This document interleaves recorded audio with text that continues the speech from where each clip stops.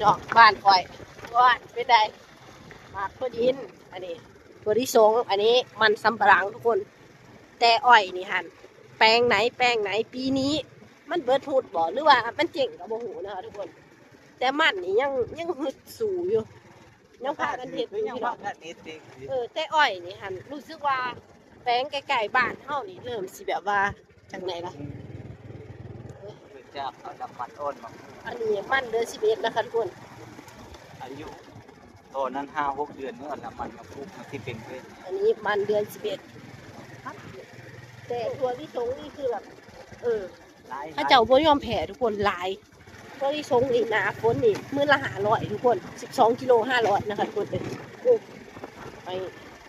อันนี้มันสำปะหลังนะคะทุกคนอันนี้มันสำปะหลังตัวที่สงเรียนฟงง่ายแล้วอันนี้คือแป้งอ้อยทุกคนแป้งอ้อย